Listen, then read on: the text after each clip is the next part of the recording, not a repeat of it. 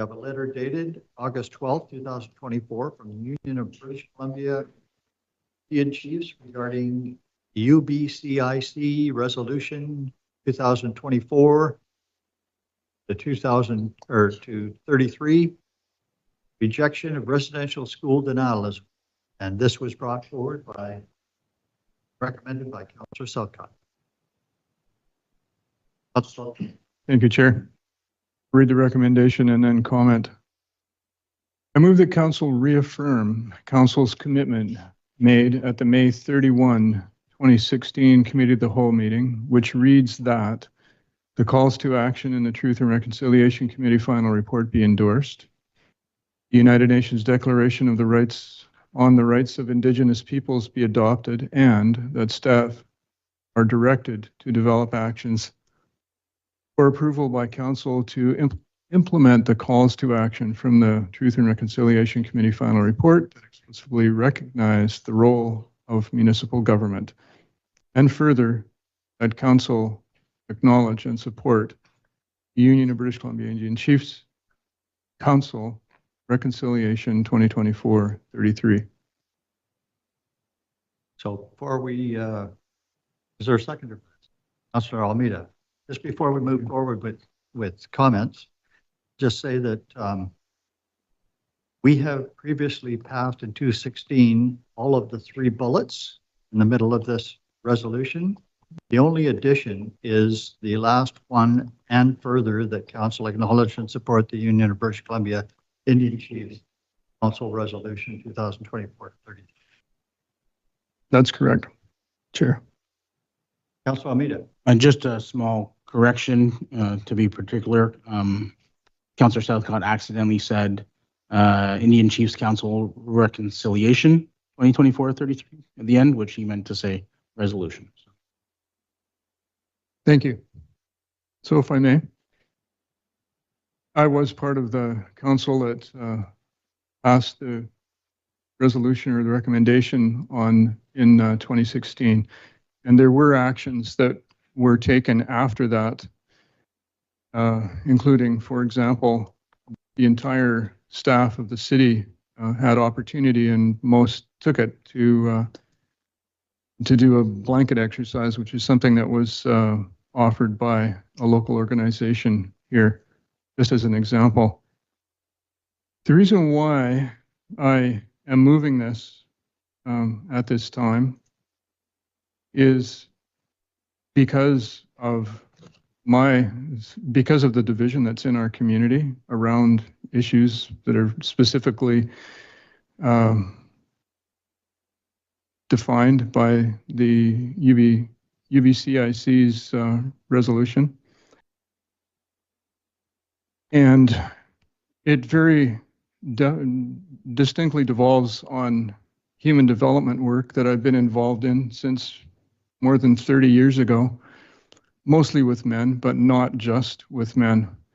There's a very simple experience I've had over that period of time, and that is where generally in those circumstances where I've been working in what is group work, someone has come in with a problem, an irreconcilable, unresolvable problem. One factor has made the difference. One factor has allowed for change. And it's never been what might have been preconceived. It's always something new. And that one factor, and that's for the individual and also for those who are part of a group that is listening to that individual, and that factor is listening. I've seen listening work, I guess what I could call small miracles. And so I think that as representatives of the dominant culture in our country and in our community, I think we are large enough and generous enough to commit ourselves to listen. I would love to see that happening in our community. I see small evidences of it in one program that has been initiated by the Westview ratepayers, which I very much appreciate. I see other evidences with other organizations. The Cathet Community Justice is another example. There are many people in this community who want to get back to communicating, trying to find our way to connection with each other and bridging the divisions that are very apparent now, not just to us, but anybody who's watching us. There's a second element to this, and that is generally when there are unresolved or seemingly irreconcilable problems that come into this work that I referred to, there's very often two factors involved. And of course, because I've been involved in that work, I see these factors in my community. And that is the feeling of being blamed, maybe undeservedly, individually, being shamed. These are very deep factors that push buttons deeply for any of us. So that also can be approached by listening.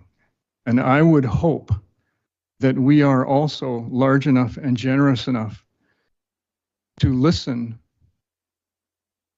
to hopefully find ways to resolve those kinds of feelings, if those are indeed what exist. These are my reasons.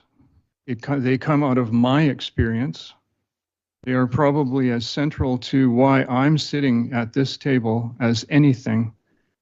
And I'm grateful to be able to bring this resolution. I will finally just say that the reason why I've referred to the Union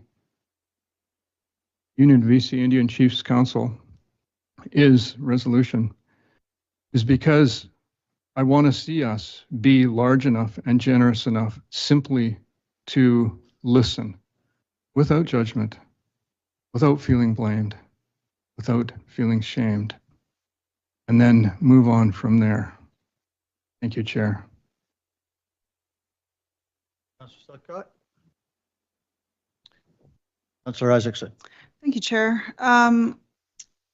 First of all, I want to thank Councillor Southcott for bringing this forward. I had been considering working on something earlier this summer, and so when I saw the UBCIC correspondence to us, I really appreciate Councillor Southcott for taking that initiative. I also want to thank UBCIC for their labor in creating their resolution. It's labor that they should not have had to do, but I appreciate that they have done it.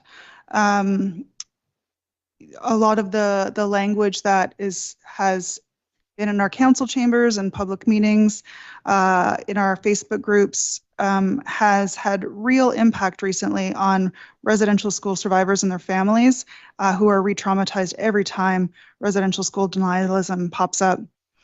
And so the rationale for me in supporting this resolution is to make clear council's position to the public, to Tla'amin Nation, to Indigenous residents here and around the province about what the will of council is and what we affirm as it relates to the findings of the Truth and Reconciliation Commission and the experiences of survivors of residential schools. And I think one of the reasons that we need to make this clear is council's current position is unclear to many. So I've received questions about delegations, and people don't necessarily understand how delegations come to council, not realizing that anyone can request to be a delegation. People think that we invite them and that those delegations represent the will of council, even though they don't. So there needs to be some clarity around that. Some delegations have question the experience. Mr. Isaacson, how did we get onto the topic of delegations here and in regard to this item? I'm speaking to the motion as to why it's necessary, why people may not be clear about council's position on this topic. Delegations questioning the experiences of residential school survivors, and also correspondence to council denigrating the IJUTHM language. And so one reason that current positions council is unclear. And to be frank, another reason that council's current position is unclear is because of comments of members of council in public gatherings. Council member making a reference to the great work of the group called Concerned Citizens are doing, and that we will fight together and let's move forward with the great name of Powell River. These are things that stir up really hard emotions as it relates to residential school survivors. A member of council saying that we need to take a holistic view of residential schools and that for some there was a net positive. These are things that, again, re-traumatize residential school survivors and their families and make it less clear to the public what council position is. So again, the rationale for me is to make it clear to the public, to Tla'amin Nation, to Indigenous residents in our community and around the province that we affirm the UBCIC resolution, and also that we reaffirm as this council the commitment made previously by the previous council. And that's my rationale for supporting it. I do actually have a couple of amendments, but I will wait to hear from other members of council to see if I want to reword them or not make them. Thank you. Thank you, Councillor Isaacson. Councillor Dow. And I also want to thank Councillor Southcott for bringing this up, because people in the community have listened to what's been said and broadcast and rebroadcast on from this room and on Facebook and different places, have asked me what council's position is and when council will speak up for its position. I think now is a perfect time for council to reaffirm our commitment previously that we were committed to the calls for action in the Truth and Reconciliation Committee final report, United Nations Declaration on the Rights of Indigenous People, and our request to staff, our direction to staff to develop actions for the approval of council to implement the calls for truth and reconciliation. There are 94 calls to action, and there are many things that municipalities can do. And I think it's time to reaffirm our direction to staff to work towards those things. Further to that, we have a letter from the Union of BC Indian Chiefs who single out the City of Powell River, Sechelt Council, Quesnel Council, West Vancouver Council, and Kamloops Council because of statements made in their council chambers and broadcast around the entire country. And it led the Union of BC Indian Chiefs to pass a resolution. And that's the one that we've talked about so far. But I want to tell you exactly what that resolution was that they felt necessary to send to us in particular. And it says, the council calls for all levels of government and the public to uphold the testimony of those with lived experience who survived and witnessed crimes and human rights violations at residential schools, along with the findings of experts and documentation of physical and archival evidence captured by the Truth and Reconciliation Commission and by subsequent investigations by First Nations and partners at former residential school sites across Canada. Second bullet, implement the Truth and Reconciliation Commission's 94 calls to action. Third bullet, advance policies that acknowledge and take responsibility for the history and harmful legacy of residential schools. And finally, support healing for survivors. I think we need to make that statement. I agree with Councillor Isaacson. People are confused about what council's position is. partially because of the reaction of some members of council to delegations who have come here questioning the Truth and Reconciliation Committee's final report. So I'm in favor of doing this. I think it's the least we can do, and it tells the community where this council stands, what we believe in, what we don't. And finally, I'll just say I accept that the Truth and Reconciliation Committee final report is the truth. It's been inquired with many expert witnesses and in-person testimonies. I think we should accept it, quit criticizing the victims, and move on. Not seeing any other hands in the air. I'm going to make a couple of comments. Okay, Councillor Elliott, go right ahead. Hi, sorry for my delay. The letter is addressed specifically to our city, and once we decide on this resolution, I think we need another resolution to respond to this letter and let them know what we've decided. I've always taken great pride in being on a council that had a community accord and had accepted UNDRIP and had made reconciliation and relationships a priority. And I want to support the resolution because I support being that council. And it is disheartening that the Union of BC Indian Chiefs felt it necessary to write to our council to ask for this support. And I support this motion and thank Councillor Southcott for bringing it forward. And apologize for my lack of things to say, because it's this entire situation has been really hard for me. So thank you. Councillor Elliott, not seeing any further hands. I've got to make a couple of comments. Sitting in the seat that I'm in tonight, I represent the mayor of Powell River.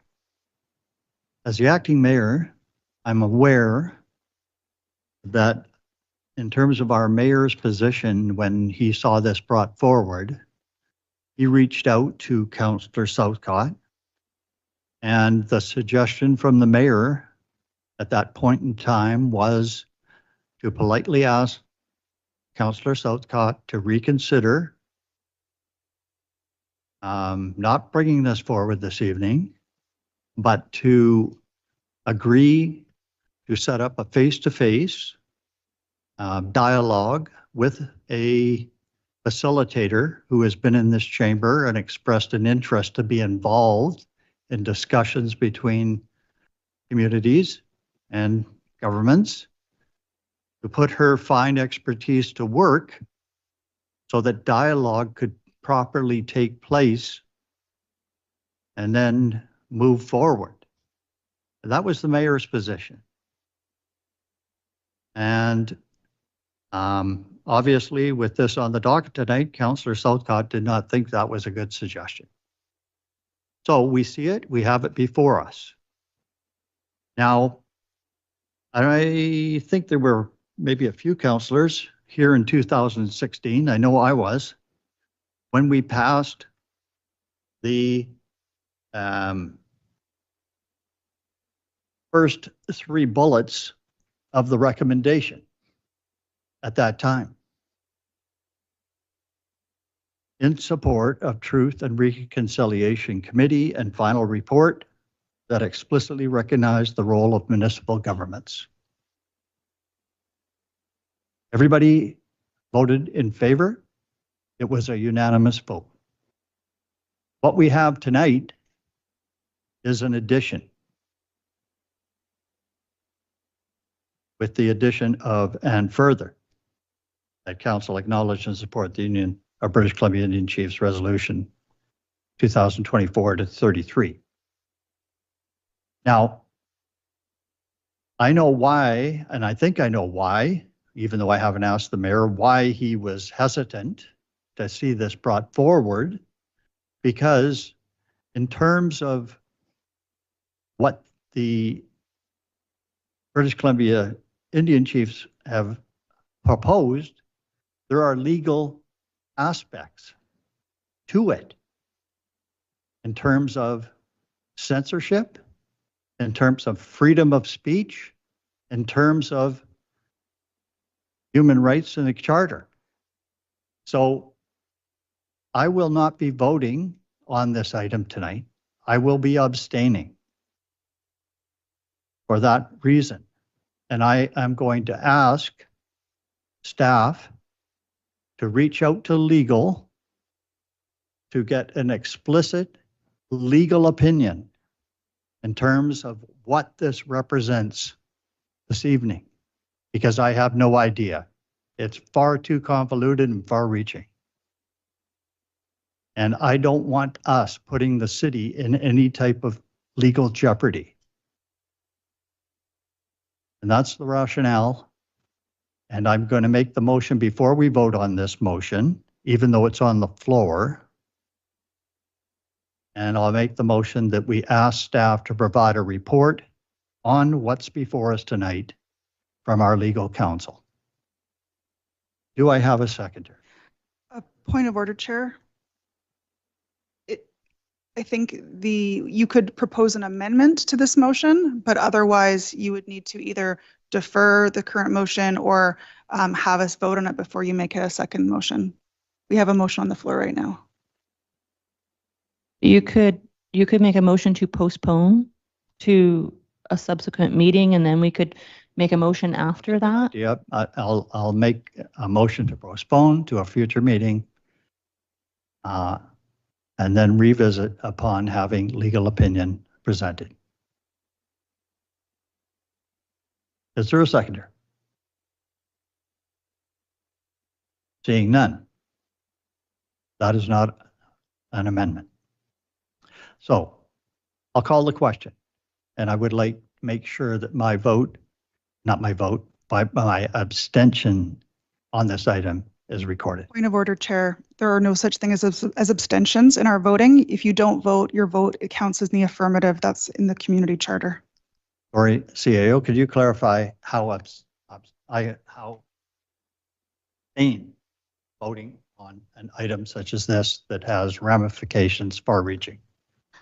Through the chair, Councillor Isaacson is correct. So if you abstain, your vote is considered in favor of the motion on the floor.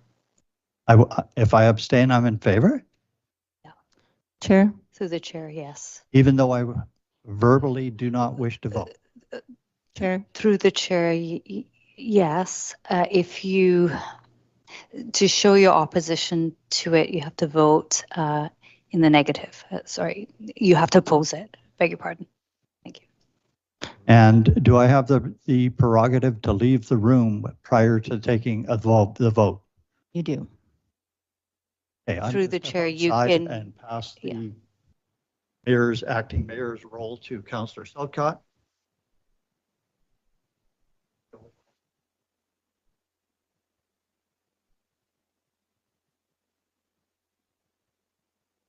Sure. The debate on the motion is over, and I'd like to call the question. I think Councillor Isaacson had something she was asking. Councillor Isaacson. It's actually an amendment or point of clarity. The motion as read right now refers to the Truth and Reconciliation Committee, and it's actually a commission. And so I want to make sure that we have that correct. So whether that was just A typo, perhaps. I'll move to amend the word committee The commission. in bullets 1 and 3 to commission.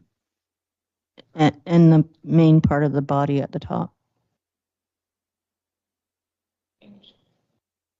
Yeah. Second amendment. Discussion on the amendment? Seeing none, all in favor? Unanimous. Now back to the main motion. Any further discussion? Councillor Elliott.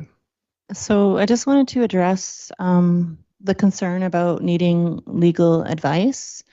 The addition of supporting the Union of BC Indian Chiefs request, their request is that we support the Truth and Reconciliation Commission's findings, which we've already voted to do so in the past, so it doesn't change our legal position on any of that.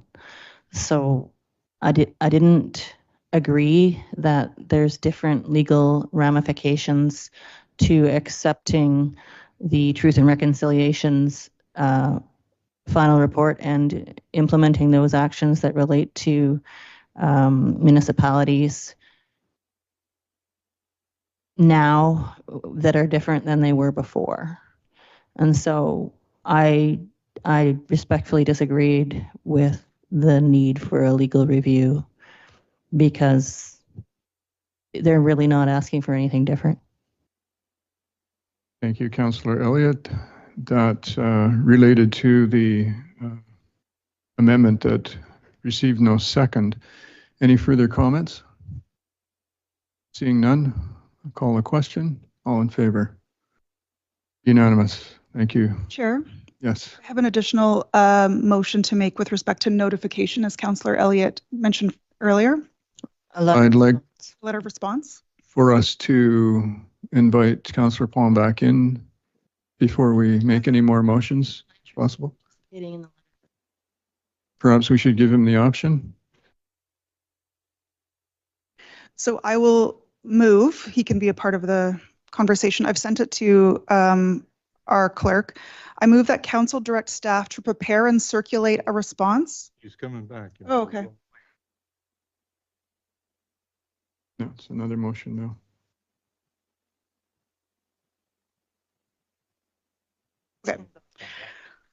Okay, I move that council direct staff to prepare and circulate a response to UBCIC, a letter to Tla'amin Nation, and a public statement, each of them on behalf of council and under mayor's signature, summarizing the motions passed tonight related to related to the Truth and Reconciliation Commission.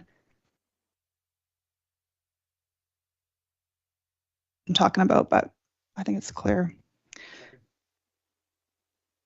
Second by Councillor Almeida. Through the chair, if you give Caitlin a second, she'll pop it up so you can see if it reflects what you want. Thank you.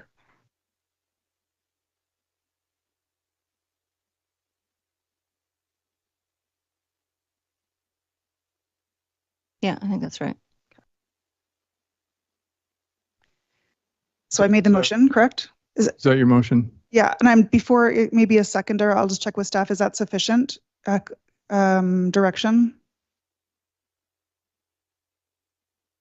Through the chair, I believe that's enough for us to do what you asked. Thank you. Second by Councillor Almeida. Any discussion? Yeah, just to speak to it, not everyone follows our council meetings, and so it's important for people to know what we discussed and what we decided. And so by doing this, UBCIC will get a response, Tla'amin Nation will be informed, and the public can also be informed. Councillor Elliott. Thank you. As mentioned before, the letter is specifically addressed to our city, and I think that good manners and good process means that we should respond and write a letter of response. And so I'm in favor of the motion. The including or cease by CC or what have you, the Tla'amin Nation is only good manners, as they are the nation that is our neighbor and here and we live within the traditional territories of that nation. I think a public statement is also a good idea. We can release that so that all folks who are interested in our response to this letter, because all municipalities across the province have also received this through a CC and email, can see that public response to this letter. Thank you. Any other comments? Call a question. All in favor? Unanimous. Thank you. Maybe we can call Councillor Plum back in again. Thank you.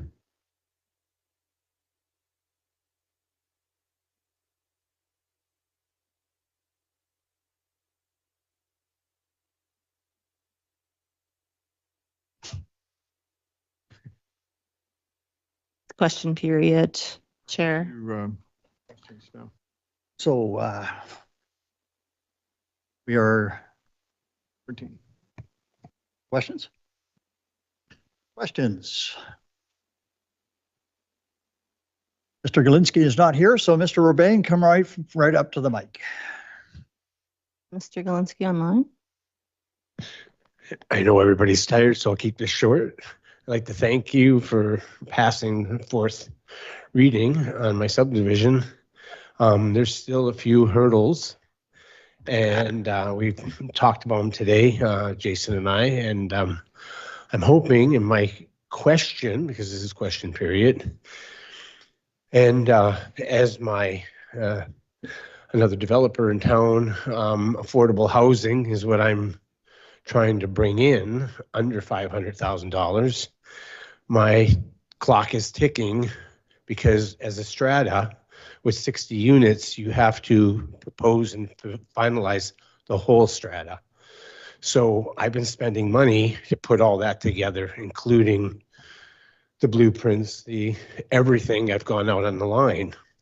So I came in to put in my building permit, and I was informed you can't put a building permit in at this until the DP is approved. I don't think that's a bylaw. I think that's just policy. I'm not sure, and it's something to look into, but I'm hoping the council, and I ask council, could you direct staff to, I know we're looking at a special council meeting, I'm hoping, before, because there is a technicality of a 14-day waiting period. But I've already started and I'm moving forward, and I'm hemorrhaging about $14,000 a month now. Affordable dissipates the longer it keeps going. And so I'm urging council to try and streamline this through the rest of the way, because we're over the hard part now.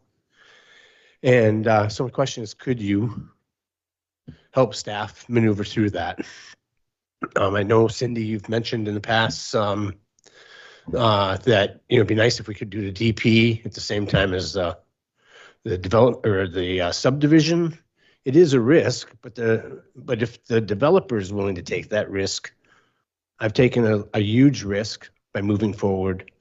So it's the blueprints actually would help council move through this process easier, because when you apply for the blueprints, or when you apply for your building permit, you have to put in your civil drawings, and they have to be stamped by the engineer, your structural, your geotech, and the subdivision plans. So all the plans are in there, elevations, positions of buildings, everything is there.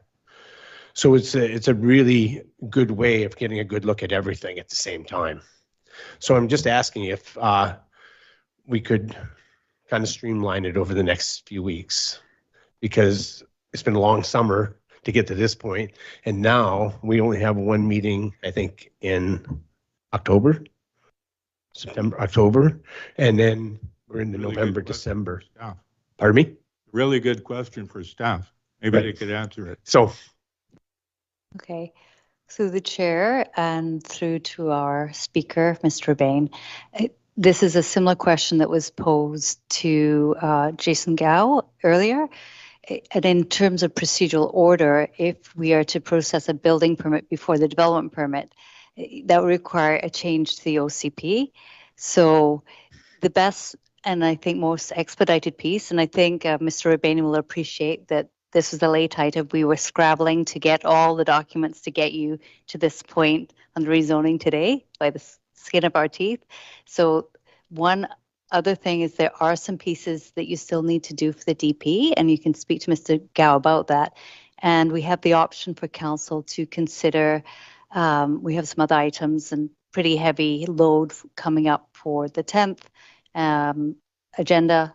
We could look at having something sooner in terms of a special council meeting for you to consider if Mr. Urbain can work with Mr. Gao on getting the pieces for the DP, which unless an OCP amendment would just take quite a bit of time.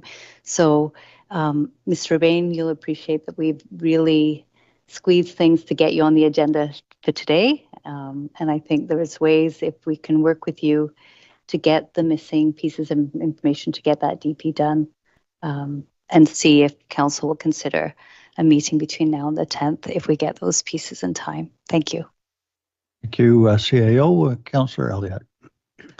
Thank you, Chair. Thank you, Mr. Rabine. I do think getting things in place so that we can streamline as best as we can is a great idea.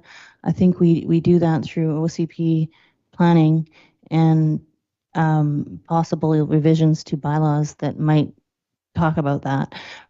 And we aren't there, we don't have that in place just yet. What I would like to say is I think council would definitely be not opposed to having special council meetings when we need to in order to help you. And so that's what we can probably offer. And I'm speaking on behalf of my own thoughts on that. Not, of course, that wasn't a council decision. So. There's a comment? Through the chair, I'll also reflect on a comment from a prior developer when asked about the speed of our approval process. It is phenomenally faster than our other peers, despite limited resources. And as you know, even with some gaps in planning, we managed to do what we did today, and we will continue to be as fair and expedited as we can. Thank you. Thank you. Mr. Rabine, thank you for your question. Thank you. We'll try to rush this along. Sorry for your evening. Yeah. Thank you, Lisa. We have a caller.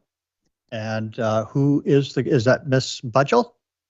Is that what I'm seeing on the screen? That's Ms. Budgell. Oh. Hello? Acting Corp. To get that DP done, and see Right if ahead. council will consider a meeting Oh, between now that's and the 10th. Okay. Hello? Thank you. Hello. Who am I talking to? Francis Widdowson? Francis, welcome to our chamber. Your question? Go right ahead. Yes, I do. Do you want me to turn off the sound here? I don't quite know how this works. No, well, I think we can hear you loud and clear. Okay. It'll help if she mutes the sound of the meeting so there's no back feedback. Oh. Okay. Yes, no, I just wasn't sure where we were at with the meeting. Anyway, as people know, I am a contributor to the book Grave Error, and therefore I am very, very concerned about council supporting this Union of British Columbia Indian Chiefs resolution. I believe there are many defamatory statements that are made, and I'm particularly concerned about the statement that the Union of British Columbia Indian Chiefs Council categorically rejects any and all residential school racist denialism and ardent dissemination of racist misinformation. Point of order, Chair, is there a question? I'm just doing just like the previous speaker was given an opportunity to have a setup for the question. I should have the fairness to be able to have this set up for my question. Continue, Francis. Thank you. The ardent dissemination of racist misinformation put forward by the authors, which includes me, of Grave Error, how the media misled us and they left out, and the truth about the residential schools, and perpetuated by members of the public and elected officials. So I have since all of these people, these councillors, have voted in favor of supporting this resolution. My question to them, assuming they have read the book, which they probably have not, what is the racist misinformation put forward by the authors of Grave Error, like myself? And how has this been perpetuated by members of the public and elected officials? Thank you very much. Thank you for your question. Is there anybody on council that wants to respond? Councillor Elliott, go right ahead. Thank you, Ms. Widdowson, for your question, and I understand your concern. The supporting of the resolution is supporting what the asks are for the therefores. Whereas there's preamble and background that explains where a person's perspective is coming from. And I accept the perspective of the people who put forward where they're coming from is their perspective. The therefore we are resolved part of it is the asks. And I support those asks, and that's what our resolution says. So that's my answer to your question. Thank you. Ms. Could I have Widdowson, a do you- follow-up question? Yes, go right ahead. So, since this is what is being put, it is going to cause confusion if councillors support this resolution, because people won't know that they are not supporting the preamble. Do councillors agree with this statement that there is racist misinformation put forward by the authors of grave error, such as myself, and that it has been perpetuated by members of the public and elected officials? You have a question from Francis? Anybody want to tackle that one? Councillor Elliott. So for me, Councillor Elliott here, the idea that you need to agree or disagree with where somebody's coming from, the truth of where they're coming from, is part of the problem. There isn't a societal or a group requirement to agree with someone's story. We respect that their story is their truth and where they're coming from. And we move forward to how do we want to move forward. And so your question goes to the heart of what the issue is. It's the questioning of people's stories that is the problem. You don't need to question, you don't need to question someone's story and what they tell you their truth is in order to get to the part, well, okay, that hurts, I get it. And I don't need to know all the details nor agree with every single cross T or I. The point is that was horrible. It wasn't good, and we need to do something different. We need to reconcile in our society a way forward that is less hurtful and better for all. And focusing on whether somebody's story is absolutely to the letter correct or not is harmful, and I won't do it. Thank you. Could I have another follow-up? Sure. Yes, go right ahead before we get to Councillor Southcott. Do you think that people should accept stories that are false and defame people?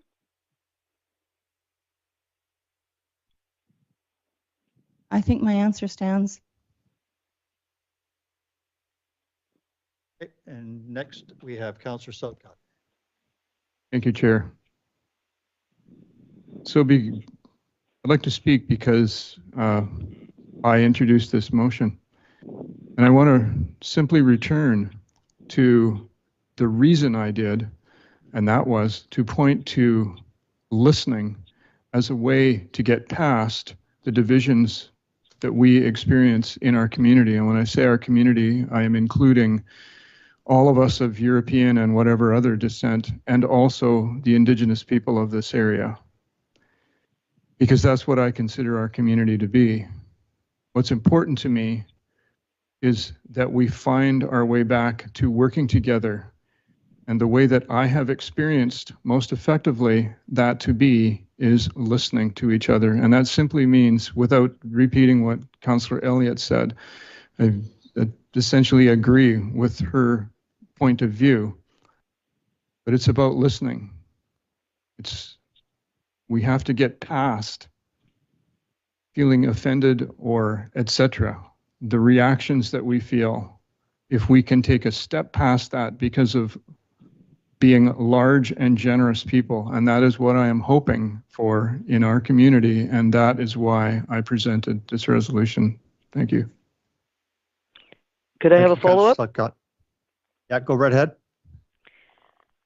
So I have listened to this resolution that has been put forward by the Union of British Columbia Indian Chiefs. This is the comments that are made are defamatory and falsely accuse members of the Canadian public of racism. Do you think that people should have to be defamed by racist accusations without any evidence being put forward to support it?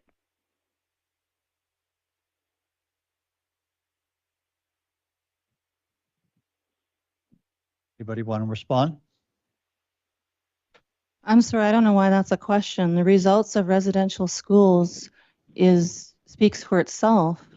I think you're saying no evidence is quite contrary to all of the evidence before us in the history of Canada. I don't know. I can't respond because I don't understand your perspective. I can't see why you would say the things you're saying, because for me, it's incredibly obvious that racist stuff happened through residential schools. It hurt people. My own family doesn't speak their own language anymore. And the results of all of the things that have happened add up to racism. So whether an individual act or a conglomeration of snowballing acts landed us here, the result is racist. It was racist to the Indigenous peoples of Canada, the process that we went through. And so I'm sorry, I don't know why that's a question. Well, maybe I can have a follow-up to explain it to you. What I'm talking about is not racism that was perpetuated in the residential schools or by Joseph Trutch or whomever.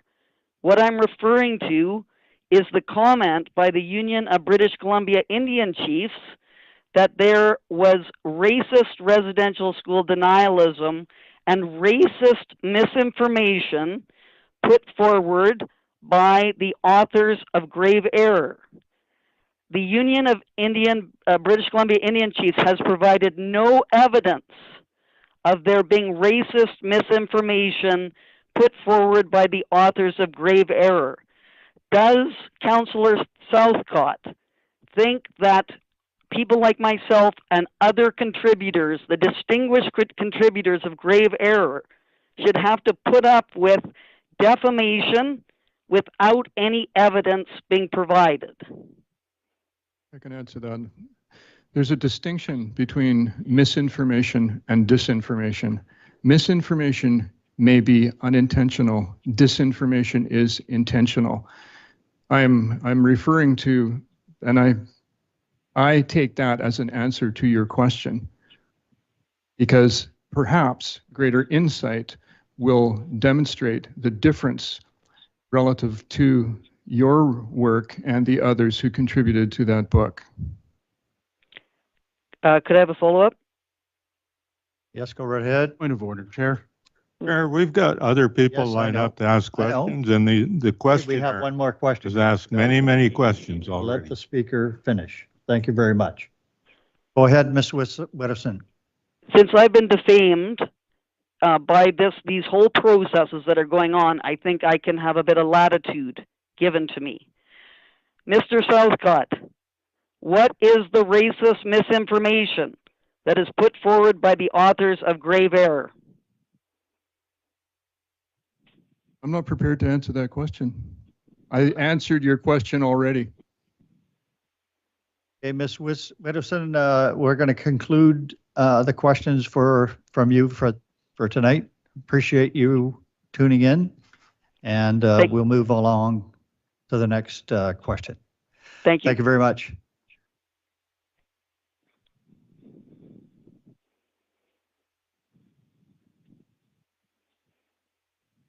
Thank you. My name is Lisa Moffat. I'm a resident of the city.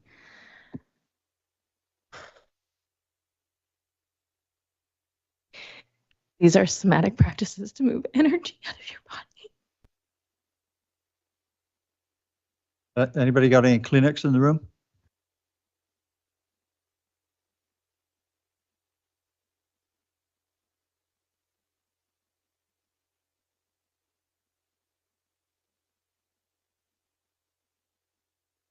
This is meant to be a quick question, but unfortunately the Sure. previous speaker was quite upsetting.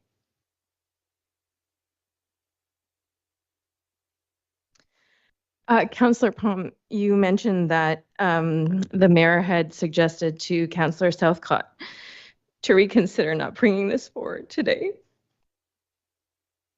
And you mentioned that the mayor would prefer that there was work with a facilitator. There was somebody in our community this week who is posing as a facilitator who has no experience as one, and there's a member of this community who has longstanding experience as a facilitator who's been asking to help. And the question is just for you to clarify who you're speaking about as a facilitator. Wish I could give you the person's name, but she presented in here some time ago about her work and what she does. The living room conversations. You're speaking about Kate And I Sutherland. can't remember her name. I'm sorry. Kate Sutherland. Thank you. Yes, that's who it was. Councillor Palm. Yes. Question that the speaker has just brought up brings up a comment I was going to make at the time when you were commenting on a solution that the mayor had. And It wasn't a solution. my memory It was just a request. My memory of the request was that the mayor was requesting, I heard it from you, of Councillor Southcott to get together and see if they could resolve their differences in a private conversation. Hopefully I can help you a little bit. What I understand he was proposing was having the facilitator join him, and I'm not sure who else he was intending to bring from council, and join the Haggis and whoever he was going to bring to the table to have a discussion. That's what it was about, and that's what I heard. So I can't give you any more than that. All I know, it was a request. I make my point. Go right ahead. My point was, in my view, the reason the motion was on the table to support the Truth and Recreation Conciliation and the motion from the Union of BC Indian Chiefs was that the constituents in the community that I talked to were demanding of me that I take a position on this because of the presentations that had come to Kamloops or to council. That is not something that can be resolved in a private conversation between 2 or 4 or a number of people. That's something that this council needed to declare and has declared to the community, to the Union of BC Indian Chiefs, and that we will be declaring next week at the Union of British Columbia Municipalities, where we now can say this is the policy of the city of Powell River. And I'm happy we've done that. I think we've done the right thing. And I don't think it's something to be resolved quietly as an argument between 2 different members of council. It's an issue between council and the community. And I think we've done the right thing. Sorry, Councillor, I just want to clarify, it was not intended to be any type of argument. It was a discussion. I'm sorry, but you're wrong. And I just have to say that in terms of reconciliation, that comes from public to public, not through government to government. True reconciliation is about communication, people talking to people. I'll leave it at that. Now, let's move on to tonight's agenda to the motion to go into a closed meeting. Another person sneaking Oh, up, we have another question. sneaking up to the microphone. It won't be more than 20 minutes, I don't think. Oh. Mark Hassett, I'm a resident of Powell River. I got 2 things I would like to talk about. Stephen Miller's project on the waterfront down there on the park. That's our industrial land, and not knowing what's happening with the taxes in the mill site. If we lose the mill site, we're definitely going to have to develop them because we know what our financial needs are right now. Never mind with turning that into park, whether it goes into industrial or into heavy development of some kind to create taxes. I do believe that's what's needed there. But the other thing is, it's not service land. Them water lots, to my knowledge, are not serviced.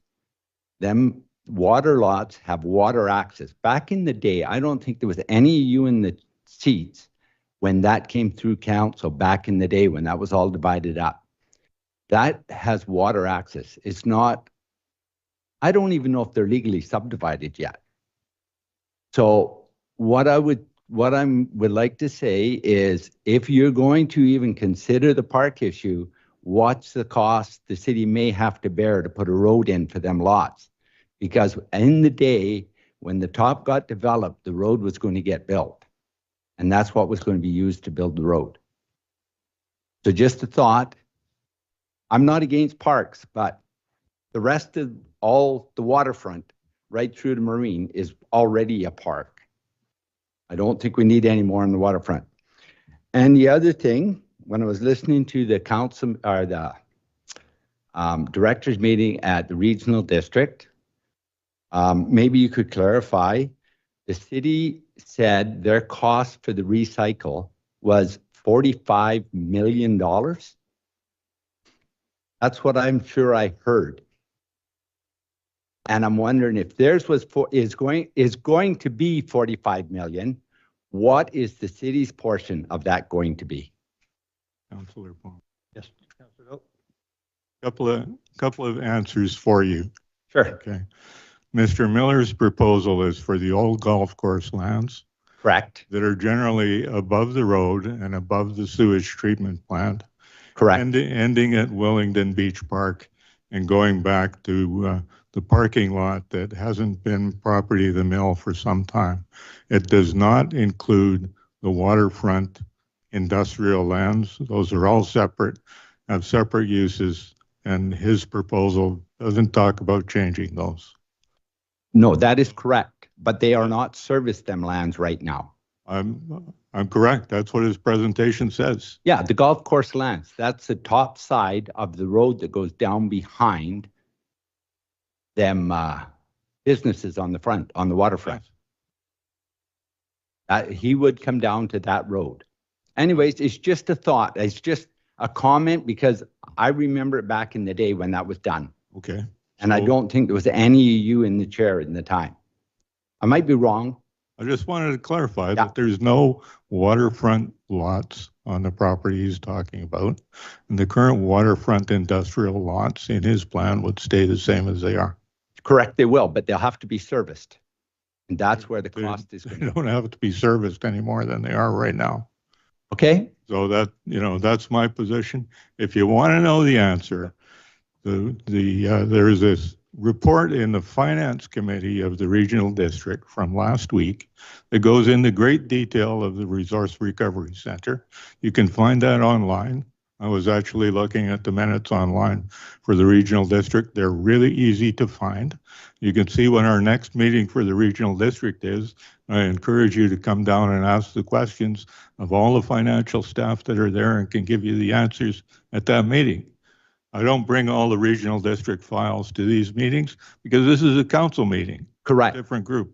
But it's a report from the municipal directors of the Sept region, this regional district. I thought you would have had them numbers with you tonight, or maybe not. I guess not. I'll clarify again, as Councillor Elliott said, what we report on is decisions that have been made by the regional district. Those are made at board meetings, not finance committee meetings. Items go from the finance committee, and then when they're through the finance committee, then they go to the board and the board decides how to do it. And voting is different at the board than it is at the committees. To me, it's regional district, I guess, but. Yeah, I was just trying to clarify my point of view. So does that mean then you pick and choose the meetings you want to bring back stuff from? Pardon me? So you only bring back stuff from certain meetings, and what happens at the other meetings you don't bring back? The board meetings. The boards are where decisions are made. Yeah, so would this have been at a board meeting? No. No. Will it be ever at a board meeting? I think it probably will. That's usually how it goes. If a committee refers something to the board, it goes to a board meeting. But would stuff like this get reported back to the board meeting? Usually. Usually. Yeah. So you'll have it for me next time then when we, If it comes up at the board meeting, yeah. okay. Okay, yeah. And then I was wondering what the cost. Would you happen to have the cost to the city yet? Probably not, or do you? You don't want to answer it? Through the chair.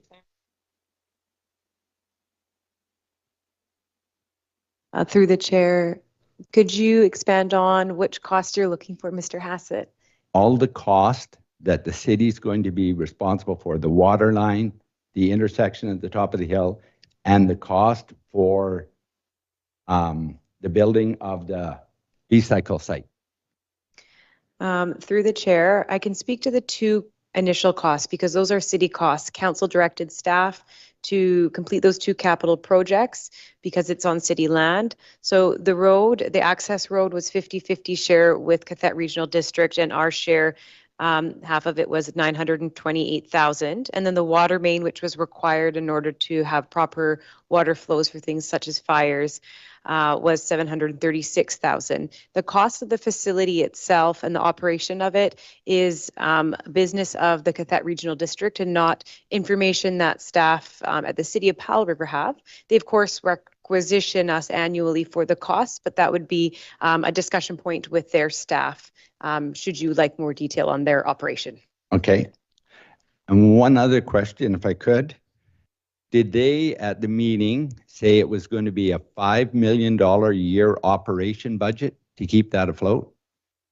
That's what I thought I heard on that one too. We don't memorize every number that comes up.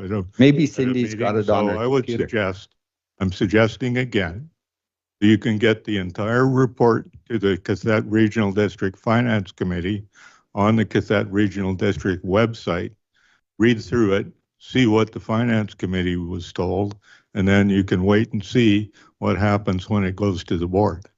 Okay, thank you very much. Sorry it took so long. Have a good evening. Thank you, Mr. Hassett. Seeing no other questions, we will call for the motion to go in camera. I move that council move into a closed meeting to discuss matters covered by the community charter under sections 90 Part 1K, negotiations and related discussions respecting the proposed provision of a municipal service that are at the preliminary stages and that in the view of council could reasonably be expected to harm the interests of the municipality if they were held in public. And M, a matter that under another enactment is such that the public may be excluded from the meeting, and section 90 Part 2, B, the consideration of information received and held in confidence relating to negotiations between the municipality and a provincial government or the federal government or both, or between a provincial government or the federal government or both and a third party. Moved by Councillor Isaacson, seconded by Councillor Southcott. All in favor? Unanimous. Thank you. Okay, let's